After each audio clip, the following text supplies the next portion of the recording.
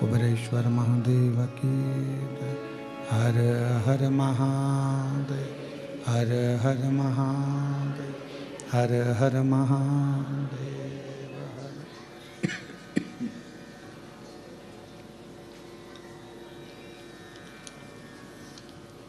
भगवान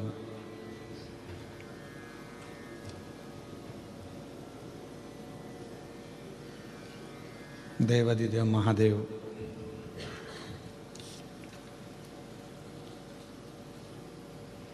भगवान शिव की पवित्र पावन ये भूमि बैरुल कृष्णेश्वर महादेव की 12 ज्योतिर्लिंग में से एक ज्योतिर्लिंग, पवित्र पावन धरा, जिस भूमि पर बैठकर ऑनलाइन श्री शिव महापुराण की कथा श्रवण करने का सौभाग्य आप और हमको प्राप्त हुआ। कथा के मुख्य यजमान वैसे तो श्री कृष्णेश्वर बाबा की कृपा है और उन्हीं के सानिध्य में ये कथा हो रही है। उन्हीं की प्रेरणा से सुलभा श्री सोपान दत्तात्रेय नारखेड़े जी, श्री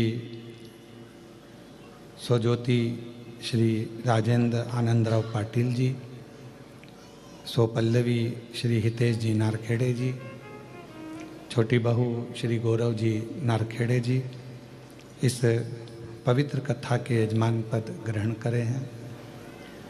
कथा मंडप में विराजमान सभी संत साधु सन्यासी तपस्वी साधक उपासक एवं बेलूर क्षेत्र के ही इस छत्रपति संभाजी नगर के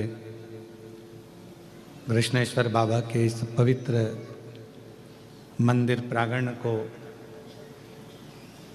आनंद के साथ में पूर्ण सुरक्षा के साथ संभाल रहे क्षेत्रीय कलेक्टर महोदय श्री दिलीप स्वामी जी, मैं आपको बहुत बहुत धन्यवाद देता हूं जो आप सपत्नी यहाँ पधारे और पूरे कृष्णेश्वर बाबा का जो आपने हमको आज बताया कि गुरुदेव इस तरह से कृष्णेश्वर ज्योतिर्लिंग का विकास हो रहा है, उसके लिए मैं आपको और पूरी प्रशासन को बहुत बहुत धन्यवाद देता हूं। सरकार को जो कृष्णेश्वर बाबा के लिए उन्होंने इतना सुंदर प्लान आयोजित किया। इसी कथा मंडप में विराजमान 12 ज्योतिर्लिंग में से एक ज्योतिर्लिंग श्री कृष्णेश्वर महादेव के पुजारीगण, ब्राह्मणगण, ट्रस्टीगण जो इस पवित्र कथा मंडप में विराजे, आप सभी ट्रस्टियों को बहुत बहुत प्रणाम, पंडित ब्राह्मण पुजारियों को प्रणाम, यहाँ के पंडागणों को प्रणाम, जिन्होंने इस पवित्र पावन भगवान देवाधिदेव महादेव की आराधना कर कर, साधना कर कर भगवान शिव की विरल भक्ति को प्राप्त किया। ये कथा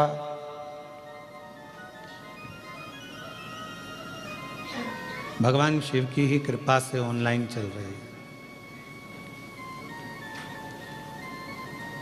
और पूरी शिव महापुराण की कथा एक विश्वास की कथा है।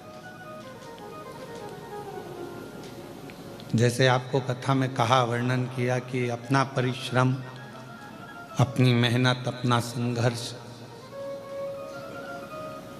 जब व्यक्ति अपनी लगनता से काम करता है, मेहनत से काम करता है और परिश्रम पूरा करता है, तो मेरा देवाधिदेव महादेव भी उसका साथ अवश्य देता है और उसको मंजिल तक जरूर पहुंचाता है। शिव आपकी मेहनत का इंतजार करते हैं और आप किसका इंतजार करते हैं कि भगवान शिव कृपा करें। शिव कहते हैं कि पहले तुम मेहनत तो करो, कर्म तो करो। जब तुम मेहनत करोगे, कर्म करोगे, लगनता से आगे बढ़कर कार्य करोगे तो निश्चित है कि मेरा देव अधिदेव महादेव आपके मार्गों को सुलभ बनाएगा, मार्ग प्रशस्त करेगा।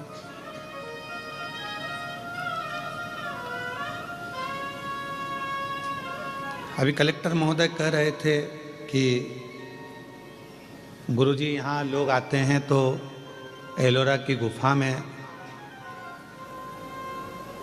70% लोग एलोरा की गुफा से ही वापस चले जाते हैं, पर वो हमारे कृष्णेश्वर बाबा के दर्शन के लिए नहीं पहुंच पाता। इसलिए कुछ ऐसा प्रावधान रखा जाए कि एलोरा की गुफा से शिव भक्त कृष्णेश्वर बाबा के मंदिर तक पहुँचें और मंदिर का दर्शन कर कर फिर कृष्णेश्वर से यहाँ से जाएं तो उनका जीवन कृतार्थ धन्य।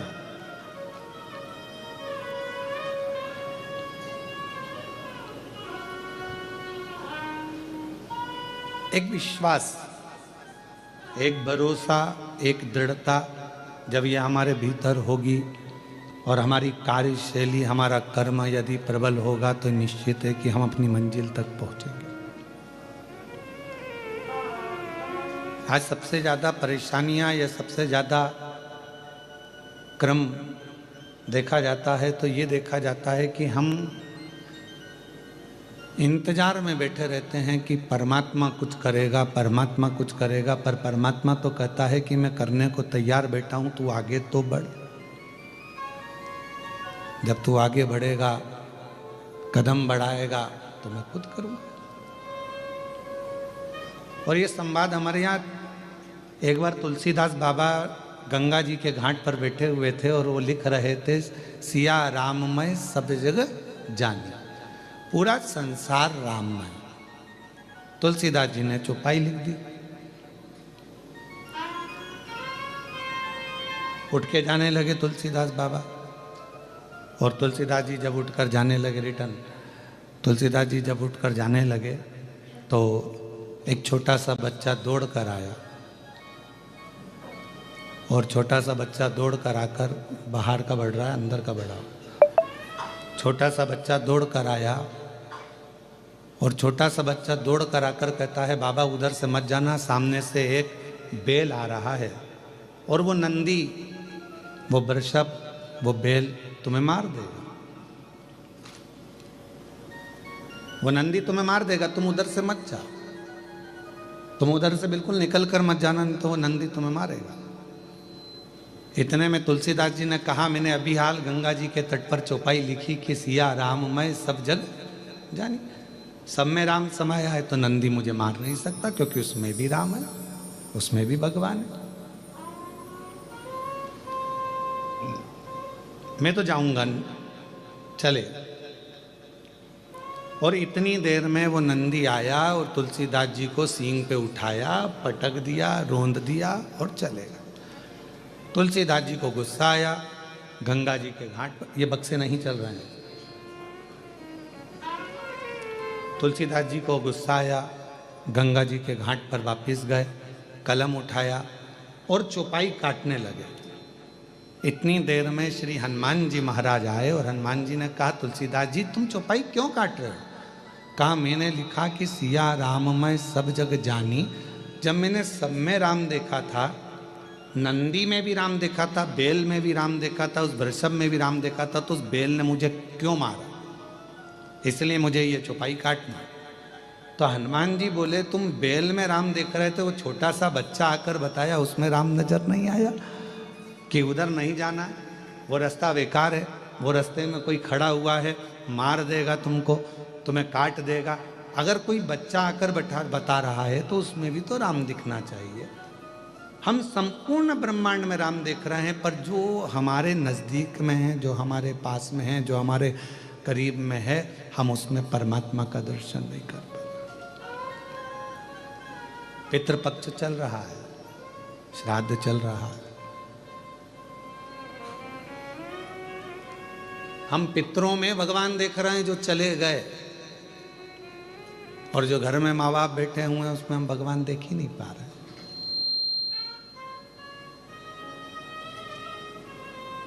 हम संपूर्ण जगत में परमात्मा को देख रहे हैं, पर अपने घर में जो लोग रह रहे हैं, अपने घर में जेठानी रह रही है, देवरानी रह रही है, देवर रह रहा है, जेठ रह रहा है, ससुर रह रहे हैं, सास रह रहे हैं, माता रह रही हैं, पिता रह रहे हैं, बहन रह रही है, भाई रह रहे हैं, जो हमारा कुटुंब रह रहा है, जो हमारा परिवार रह रहा है, वो सब परमात्मा का ही तो एक स्वरूप है।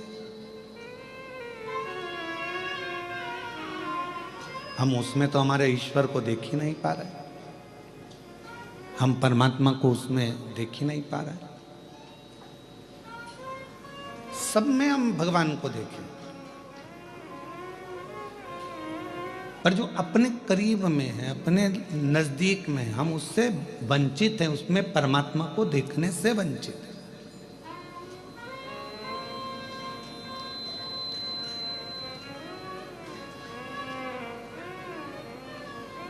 भूख, भोजन और भय, क्या क्या चीज है? जम के बोलो। भूख, भोजन और भय, ये तीन चीजें हैं। और ये तीनों चीजें व्यक्ति के जीवन में कब समाप्त होती है? जब तक भगवान नहीं मिलता तब तक, परमात्मा नहीं मिलता तब तक। भगवान की कथा में आपका मन लग गया, भगवान के सत्संग में मन लग गया, भगवान के भजन में मन लग गया, शिव जी की आराधना में मन लग गया, तो फिर तुम्हारी भूख भी चली जाएगी। यही कि यही अपने कर्म के प्रति भी, तुम्हारा मन पढ़ाई में लग गया, तुम्हारा मन कार्य में लग गया, तुम्हारा मन अपनी नौकरी में, सर्विस में, व्यापार में, जो तुम लगनता से काम में लग गए, और तुम्हारा दिल यदि काम में लग गया, तो तुम्हें भूख नहीं लगेगी, भूख नहीं लगेगी। पत्नी भी फोन कर कर बोलेगी 1:30 बज रही है, 2 बज रही है, टिफिन भेजा है, कब खाओगे, क्या हो गया, कब आओगे, बार बार वो फोन लगा रही है। पर उसको कौन समझाए कि जब व्यक्ति एक लगन से कर्म के प्रति जागृत हो जाता है, एक लगन से कर्म करने लगता है, परमात्मा की कथा सुन रहा हो, भजन कर रहा हो, कीर्तन कर रहा हो, या अपने कर्म को कर रहा हो, तो उसकी भूख अपने आप चली जाती है, अपने आप चली। फिर दूसरे नंबर पर बताया कि दूसरे नंबर पर जाता है भोजन। भोजन मतलब सामने भोजन रखा हुआ है, सामने बहुत अच्छे पकवान रखे हुए हैं, पर काम में इतने व्यस्त हो जाते हैं, अपने कर्म में इतने डूब जाते हैं, परमात्मा के नाम में इतने डूब जाते हैं कि रखा हुआ भोजन भी अच्छा नहीं लगता, जल्दी जाना है मुझे, अब भी आया भोजन नहीं।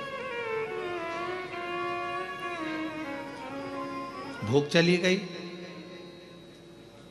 भोजन चले गया, और तीसरे नंबर पर है भय। और ये भय कहीं जाता है तो परमात्मा के करीब में जाता है, परमात्मा के नजदीक में पहुंचोगे, भय समाप्त हो जाएगा। कभी आप महसूस करिएगा, कृष्णेश्वर बाबा के मंदिर में 12 ज्योतिर्लिंग में से एक ज्योतिर्लिंग कृष्णेश्वर नाथ जी का जब दर्शन करने के लिए आप मंदिर के अंदर प्रवेश करो, जैसे ही मंदिर के अंदर आप प्रवेश करेंगे और शिखर की छांव में जाएंगे, अपने आप आपका भय समाप्त हो जाता है कि मैं भय से मुक्त, भय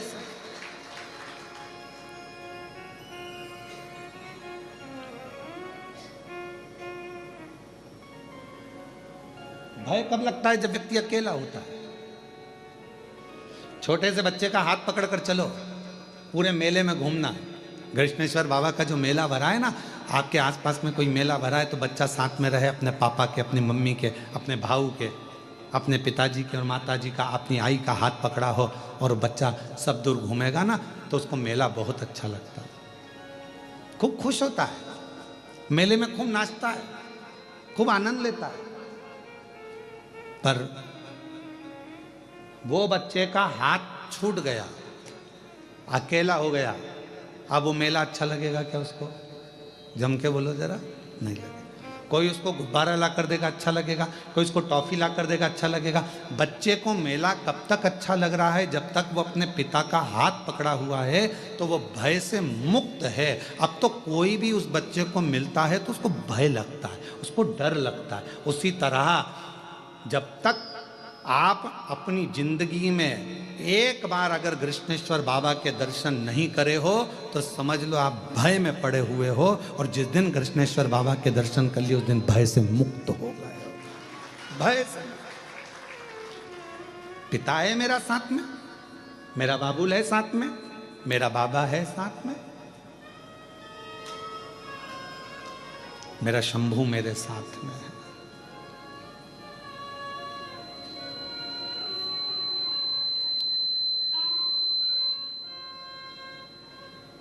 और जब मेरा बाबा, मेरा शंभू, मेरा त्रिकालदर्शी, मेरा कैलाशी अविनाशी साथ होता है तो फिर भय नहीं होता है, फिर भय नहीं।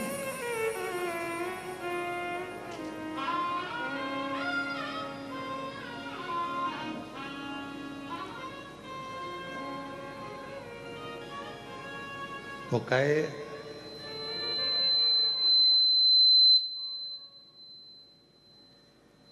ओ बाबा रे तेरे बिना भी क्या जीना। थोड़ा प्रेशर कम करो, बाहर की आवाज गूंज रही है जिसके कारण वो सीटी मार रहा है ये पूरा हॉल की। ओ बाबा रे तेरे बिना भी क्या जीना, ओ शंभू रे तेरे बिना भी क्या जीना। फूलों में कलियों में काशी की गलियों में, फूलों में कलियों में काशी की गलियों में, तेरे बिना कुछ कहीं ना, तेरे बिना भी क्या जीना। ओ भोले रे तेरे बिना भी क्या जीना, ओ शंभू रे तेरे बिना भी क्या जीना। फूलों में कलियों में काशी की गलियों में, फूलों में कलियों में काशी की गलियों में, तेरे बिना कुछ कहीं ना, तेरे बिना भी क्या जीना। ओ बाबा रे तेरे बिना भी क्या जीना, ओ शंभू रे तेरे बिना भी क्या जीना। अकेले नहीं रहोगे जिस दिन शिव के करीब में आ गए, जिस दिन भगवान शंकर के पास आ गए, शिव के नजदीक आ गए, जिस दिन भगवान शंकर की शरणागति में आ गए। मिठास लाओ मिठास, गला पकड़ रहा है वापस। भगवान शिव के जिस दिन करीब में आ गए, भगवान शंकर के जिस दिन नजदीक आ गए, उस दिन अकेले नहीं रहोगे। भगवान के करीब में आने के बाद व्यक्ति अकेला नहीं रहता।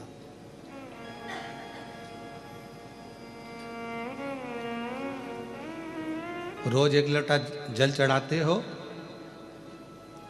शिव के मंदिर जाते हो, शंकर की शरणागति में जाते हो, मंदिर में एक लोटा जल चढ़ाते हो, तो आप अकेले नहीं।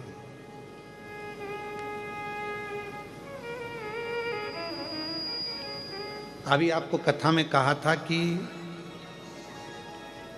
भोजन 5 रात्रि हमारे पेट में रहता है, शरीर में रहता है। दूध जम के बोलो 7 रात्रि हमारे शरीर में रहता है। दही 20 रात्रि हमारे शरीर में रहता है। घी गाय का 1 महीना हमारे शरीर में रहता है। और जो भगवान शंकर के मंदिर में जाकर एक लोटा जल चढ़ाकर उसका आचमन कर लेता है, वो हर घड़ी हर पल शिव हमारी श्वासों में रहता है, हर पल रहता, हर घड़ी रहता।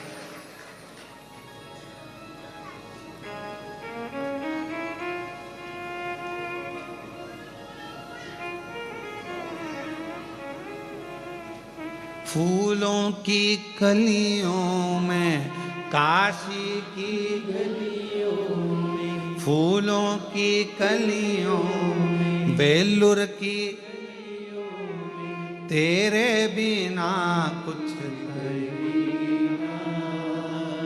तेरे बिना भी क्या जीना, ओ बाबा रे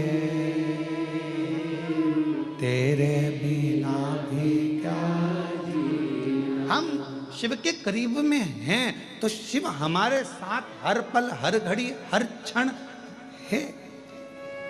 भूख, भोजन और भय शिव के नजदीक में आते से ही चला जाता है। भूख भी चली गई, लगन लग गई, भोजन भी चले गया, मन लग गया और भय भी चले गए। भय भी चले।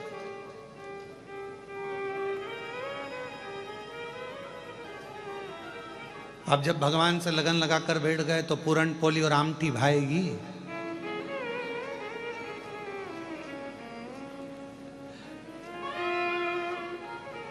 फिर तो आमठी और पूरन पोली भी मिर्ची का ठेसा ही नजर आएगी। फिर क्या बात है।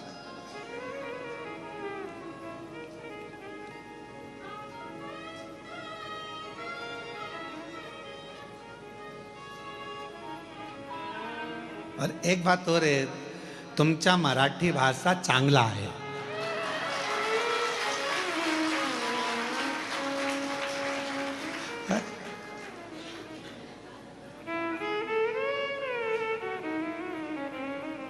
और तुमचा जेवण भी चांगला आहे।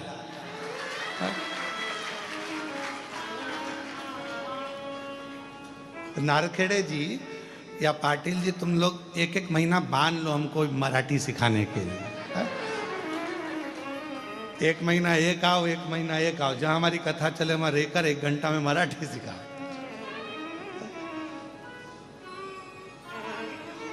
अब शिव के जितने करीब में हम कहेंगे कि फिर ना तो भूख लग रही है, ना भोजन भा रहा है, ना भय। कब होगा जो देखा जाएगा, तुम्हें अपना बना बैठे जो होगा देखा जाएगा। जब उससे लगन लग गई तो फिर अब क्या सोचना।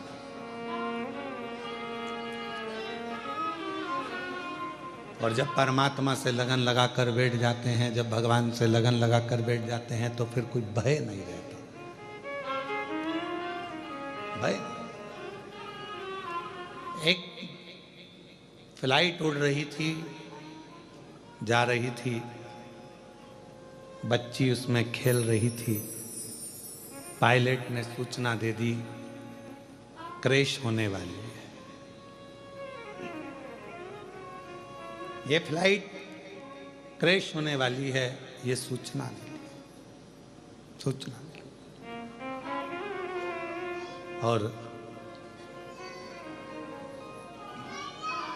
ऐसी सूचना मिली।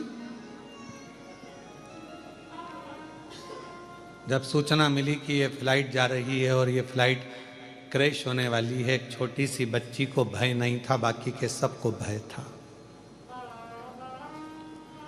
महिलाएं रो रही थी, पुरुष रो रहे थे, बच्चे रो रहे थे, पर एक छोटी सी लड़की नहीं रो रही थी। वो नहीं रो रही, वो खेल रही है। उस लड़की से किसी ने पूछा, तुम्हें मालूम है ये फ्लाइट क्रैश होने वाली है, सब मर जाएंगे, सब के प्राण छूट जाएंगे, तुम्हें मालूम है? लड़की कहने लगी, मैं जानती हूं कोई फ्लाइट मिलाइट क्रैश नहीं होगी। उस लड़की से पूछा, तुम्हें कैसे मालूम? अरे अंकल, जो फ्लाइट उड़ा रहा है ना, वो पायलट मेरे पापा हैं। और मेरे पापा को मालूम है, मेरे पिताजी को मालूम है कि मैं इस फ्लाइट के अंदर बैठी हूं। जब फ्लाइट उड़ाने वाला तुम्हारा पिता होगा, उसको मालूम होगा कि तुम अंदर हो, तो वो फ्लाइट क्रैश होने देगा? पूरे दम लगा देगा कि इसमें फ्लाइट में मेरी बेटी बैठी है। तुम्हारी जिंदगी में दुख आया, तुमने शिव जी को 1 लोटा जल चढ़ाना प्रारंभ करा, समझ लो कि तुम्हारी जिंदगी में दुख आया है, मतलब फ्लाइट में तुम बैठे हो पर याद रखना फ्लाइट चलाने वाला तुम्हारा पिता कृष्णेश्वर महादेव है। क्यों सोचना, किस लिए विचार करना, क्यों सोचना? हम उस पे आधारित तो हों, हम उस पे आधारित ही नहीं हो पाए तो क्या मतलब का?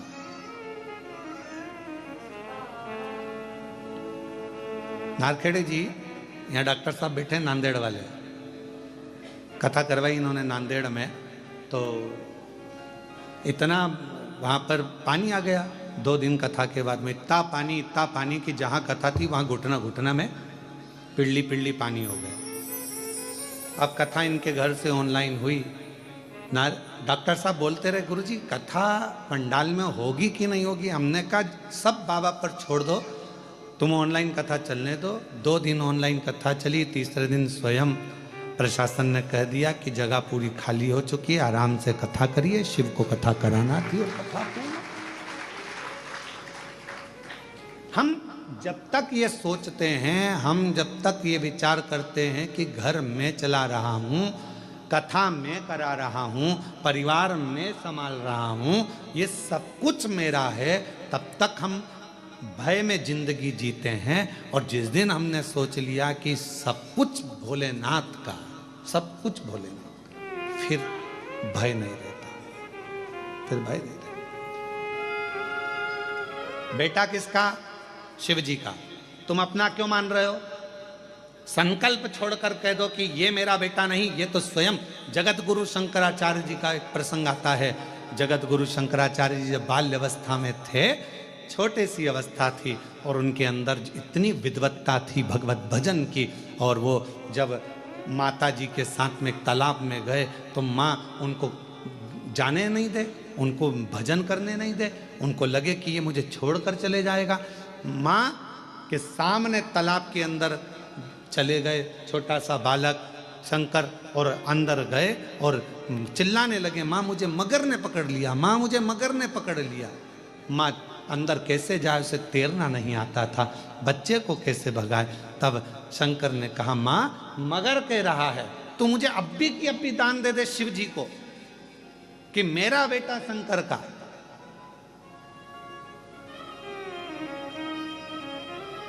तो बच जाऊंगा। शिव को दान दिया, शंकर का हो गया। आज वो पूरे विश्व में जगत गुरु शंकराचार्य जी ने 4 पीठों का निर्माण कर संपूर्ण जगत को आनंद दिया। हम सोच कर बैठे हैं ये घर मेरा है, ये जमीन मेरी है, जायदाद मेरी है, परिवार मेरा है, कुटुंब मेरा है, बेटे मेरे, बहू मेरी, पोता मेरा, पोती मेरी, नाती मेरे, पंती मेरे, सब मेरे अपने हैं। ये बेटी मेरी है, दामाद मेरे हैं, ये मेरा है, वो मेरा है। ये सारा भ्रम छोड़ दो। तुम्हें लग रहा है कि अब मेरे से कुछ भी नहीं सद रहा, तब हाथ में जल लेकर कह दो, अब शंकर ये तेरा बेटा है, ये तेरी बेटी है, ये तेरी पुत्री है, ये तेरा पुत्र है, अब तुझे संभालना है, अब मेरा नहीं है। अगर वो संसार सागर में, जैसे मार्कंडेय बाबा के लिए वर्णन किया गया कि मार्कंडेय जी की तो उम्र थोड़ी सी थी, और मार्कंडू जी ने कह दिया कि मार्कंडेय को शिव की भक्ति में लगा दो, उसके भरोसे छोड़ दो, उसके आश्रित छोड़ दो। जब उसकी औलाद हो जाएगी, उसकी संतान हो जाएगी तो वो संभालेगा। आखिरी में हुआ क्या, मार्कंडेय जी को उम्र प्राप्त हो गई, ऐसी उम्र की वो प्राण ना छूटे।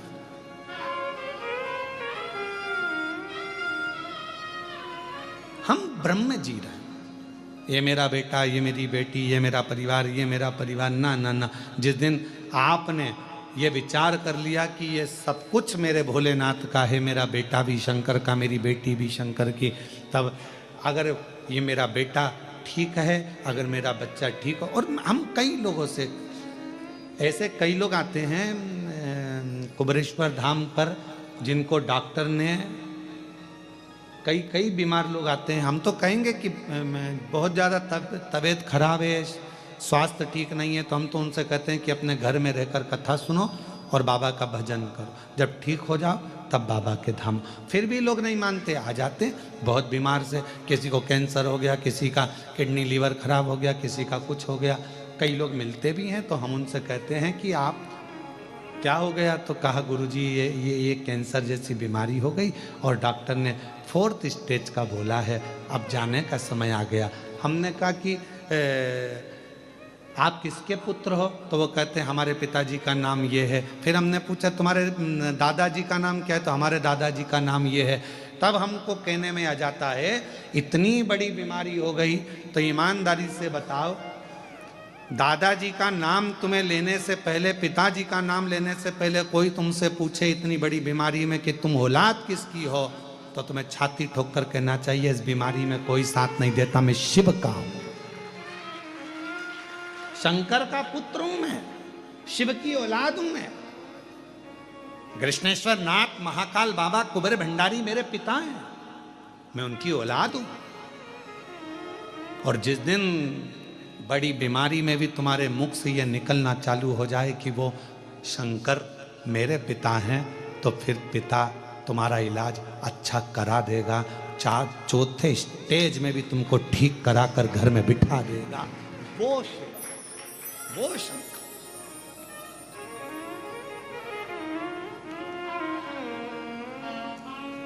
और जब बड़ी बीमारी से अगर आप बच जाएं, बाबा की कृपा हो जाए, बहुत करुणा। अभी अभी हम मीडिया पर देखते हैं कि उसमें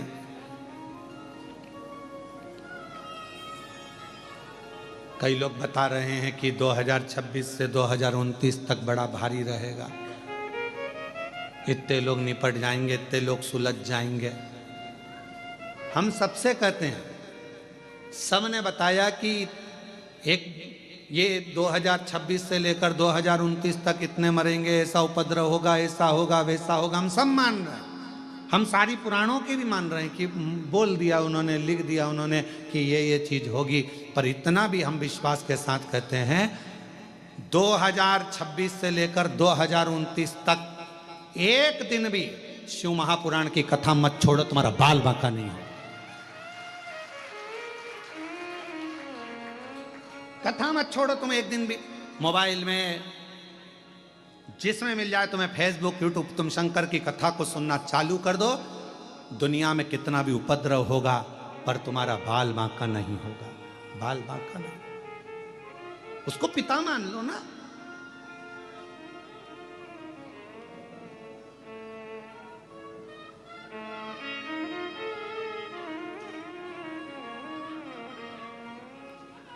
उसको अपना पिता मानो।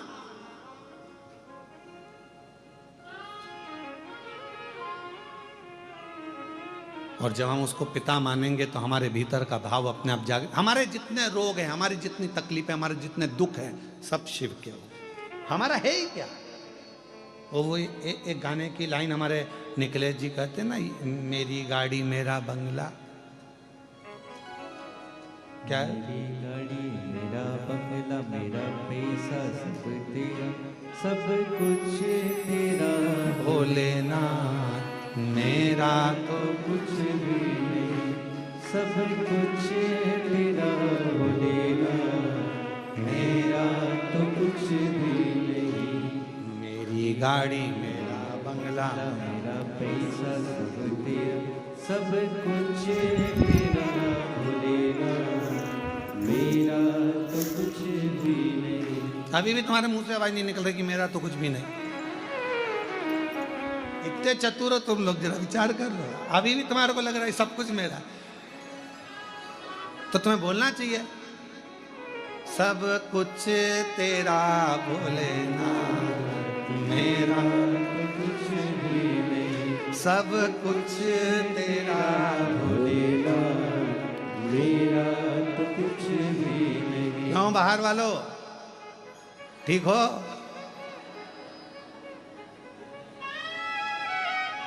तुम भी बोल दो, सब कुछ तेरा भोलेनाथ, मेरा तो कुछ भी नहीं, सब कुछ तेरा भोलेनाथ, मेरा तो कुछ भी नहीं, सब कुछ तेरा भोलेनाथ, मेरा तो कुछ भी नहीं। ये मेरा है क्या? संसार में जो कुछ मिला, ये सारा जीवन का हर पल 21,600 श्वास जो रोज मिलती है, 3.5 करोड़ रोम छिद्र जो मनुष्य के शरीर में मिले हैं और ये 21,600 श्वास जो मिल रही है, ये सब शिव की तो है।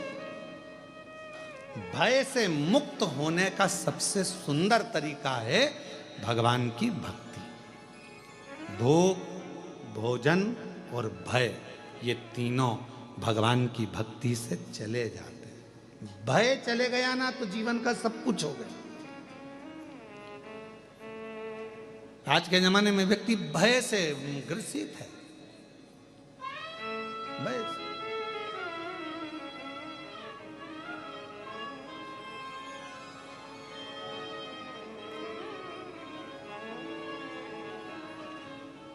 एक बहुत बड़ा ऑफिसर इनकम टैक्स वाला, जीएसटी का, और तुम्हारी दुकान पर आ जाए और आते से ही बोले लाओ जरा फाइल दिखाओ, उतने में तो चक्कर खा के नीचे गिर जाओ। जरा विचार करना, यहीं पृथ्वी का व्यक्ति, पृथ्वी पर जन्मा हुआ व्यक्ति, एक ऑफिसर तुम्हारे यहां आकर खड़ा हो जाता है और कह दे लाओ फाइल दिखाओ, तो तुम्हारे पसीने टपकना प्रारंभ हो जाते हैं। बोलो सही है कि गलत है? पसीना बहने लगता है इंसान को देखकर। केवल उसने हिसाब मांगा, ये 5 लाख, ये 15 लाख, ये 25 लाख, ये 10 लाख कहाँ गए, कैसे हुए, क्या हुआ, जीएसटी क्यों नहीं भरी है, क्यों नहीं हुआ, उतनी देर में पसीना बहने लगता है। बोलो सही है गलत है? यहीं का व्यक्ति मनुष्य से हिसाब मांग रहा है तो पसीना बह रहा है। अब उसने तो 2 साल का हिसाब मांगा, वो 100 साल का मांगेगा। विचार करिएगा जरा, यहाँ के व्यक्ति को हिसाब देने में पसीना बह रहा है तो उसको हिसाब देने में तो क्या क्या बहेगा तुम ही देख लेना, उसको हिसाब देने में। अब तुम सोचो कि हिसाब नहीं मांगेगा, मांगेगा वो तो। बचपन में क्या करा, जवानी में क्या करा, देड़ी में क्या करा, बुढ़ापा का कमाया, तेरे को इतनी श्वासें दी थी, 21,600 श्वास रोज देता था, उसमें से कितनी श्वास तूने कथा में लगाई, कितनी श्वास तूने कृष्णेश्वर महादेव की सेवा में लगाई, कितनी श्वास तूने भगवान की सेवा में लगाई, कितनी श्वास तूने परमात्मा की सेवा में लगाई। पूछेगा वो, एक एक चीज का हिसाब लेगा। तुम अपने बच्चे को 50 रुपए देकर भेजती हो, जा बिस्कुट का पुड़ा लेकर आ। बच्चा बिस्कुट का पुड़ा लेकर आया तो तुमने हिसाब मांगा कि नहीं मांगा?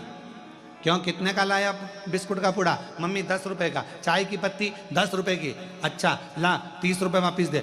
जब तुम अपने सगे बेटे से, अपनी औलाद से हिसाब मांगोगी तो वो भी तो तुमसे हिसाब मांगेगा कि नीचे जाकर तूने करा क्या था।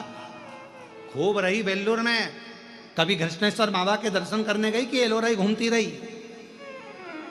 वो भी तो पूछेगा, वो पूछेगा तेरे से कि केवल गुफा ही गुफा घूमती रही, खंडेरा आदि घूमती रही और वो मंदिर में बैठा कर तू एक दिन नहीं जा पाई।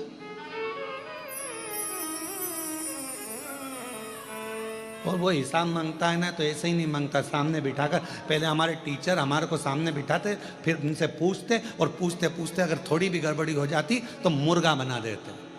अब यहाँ तो टीचर अपने को ऐसे मुर्गा बनाते थे, वो तो सही में बना देता है, क्योंकि टीचरों का भी टीचर है। तुमने जरा सी गलती करी तो यहाँ तो टीचर अपने को बता रहे हैं कि तुम गलती करोगे तो मैं तुम्हें मुर्गा बना दूंगा। बोलो बोलो सही है कि गलत है? मैं तुम्हें मुर्गा बना दूंगा। भगवान भी कहता है तूने पृथ्वी पर जाकर अगर जरा सी भी गलती करी तो अगला जन्म तेरे मुर्गे का है, और मुर्गे का जन्म पाने के बाद में भी अगर तूने गड़बड़ी कर दी तो तुझे कछुआ बना दूंगा। कछुए से छूटा तो माथे का जूं, और कोई भी तेरे को ले निपटा देगा 1 मिनट में, खल्लास 1 मिनट। और हर बार अगर पलटेगा, कभी इस बात पे पलट जाता है, कभी उस बात पे पलट जाता है, कभी ये बात बोलेगा, कभी वो बात बोलेगा, 2 बात बोलेगा तो अगला जन्म तक बारिश में केचुआ बना दूंगा। केचुए के 2 मुंह होते हैं। बोलो सही है कि गलत है? वो गिंडोला केचुआ क्या बोलते हैं तुम्हारे? वो छोटा सा होता, काला काला सा, बाथरूम में आ जाता है, सांप जैसा। गिंडोला केचुआ छोटा सा।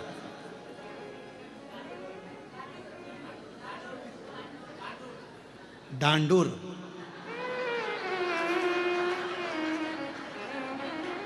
समझ गया हो? अगली कथा में केचुआ नहीं बोलूंगा, डांडूर ही बोलूंगा। महाराष्ट्र में आऊंगा तो ध्यान रहे।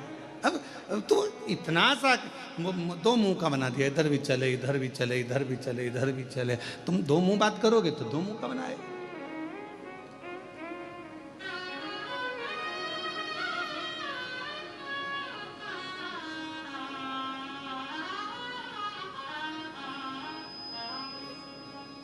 सब कुछ तेरो भोलेनाथ, मेरा तो कुछ भी, सब कुछ तेरो भोलेनाथ, मेरा तो कुछ भी नहीं। मेरी गाड़ी, मेरा बंगला, मेरा पैसा सब तेरा, सब कुछ तेरा भोलेनाथ, मेरा तो कुछ भी नहीं। सब कुछ तेरा भोलेनाथ, मेरा तो कुछ भी नहीं। अब भजन वाले ने ये लिखा कि गाड़ी बंगला पैसा सब तेरा, मेरा तो कुछ भी नहीं। खुद का तो लिखा ही नहीं। ये पप्पू की अम्मा, मैं पप्पू का बापू, सब कुछ तेरो सरकार, हमरा तो सब तेरा। हमारा है क्या? संसार में जन्म लिया, ये तेरी कृपा से आए, तेरी कृपा से संसार में आ गए, तेरी कृपा से पहुंच गए। और तेरी कृपा है जो पितृपक्ष में शिव महापुराण की कथा 12 ज्योतिर्लिंग में से एक ज्योतिर्लिंग कृष्णेश्वर नाथ के गोद में बैठकर हो रही है। ये तेरी कृपा।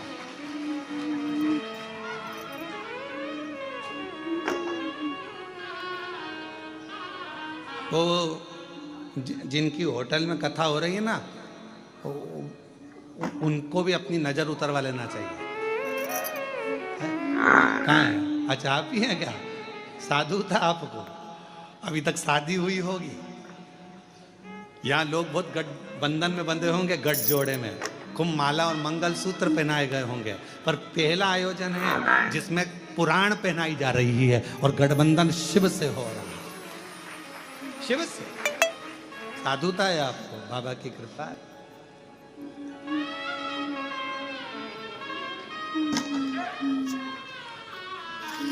शिव तत्व की प्राप्ति हो, भगवान शंकर की करुणा, भगवान शंकर की उदारता। हम ये विचार करना छोड़ दें तो ध्यान देना कि भूख, भोजन और भय, ये तीनों मेरे देव अधिदेव महादेव के भजन से अपने आप धीरे धीरे धीरे धीरे समाप्त हो जाते हैं। भय अगर मिट गया तो परमात्मा अपने पास खड़ा है, ये महसूस होने लगता है। भय कब तक रहता है? जब तक हमें लगता है कि ये मेरा है। भय कब तक लगता है? जब तक लगता है कि ये फैक्ट्री मेरी है, दुकान मेरी है, घर मेरा, परिवार मेरा, कुटुंब मेरा, कबीला मेरा, तब तक लगता है। पर जब तुम्हारे मन से भय चले जाता है कि अब जो भी होगा वो भगवान देखेंगे, जो लिखा होगा किस्मत में वो होगा, जो परमात्मा चाहेगा वो होगा, फिर परमात्मा उसको देखेगा, फिर भय चलेगा। महाराज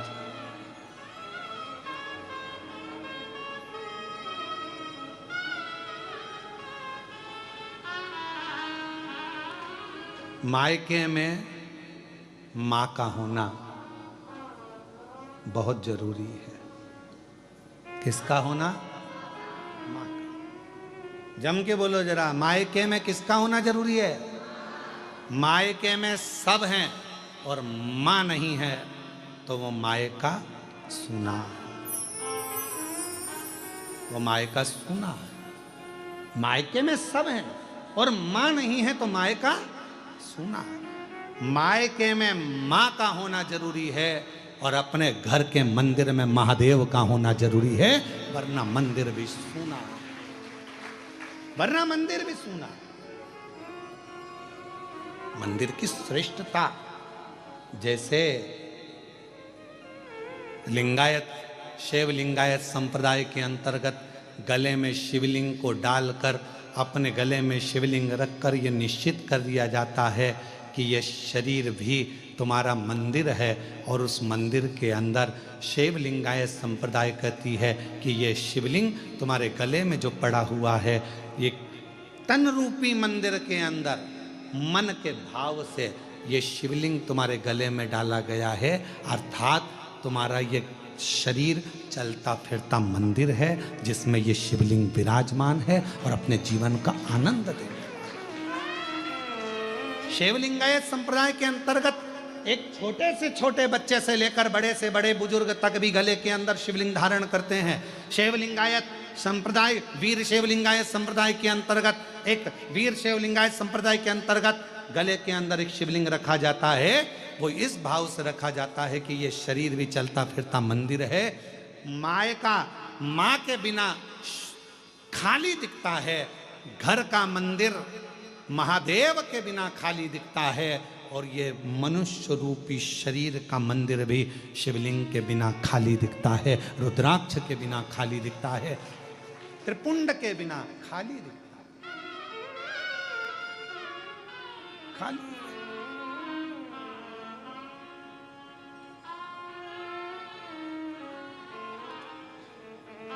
इसलिए शिव को मूल बनाया, शिव को केंद्र बनाया। भगवान शंकर को केंद्र बिंदु बनाया गया।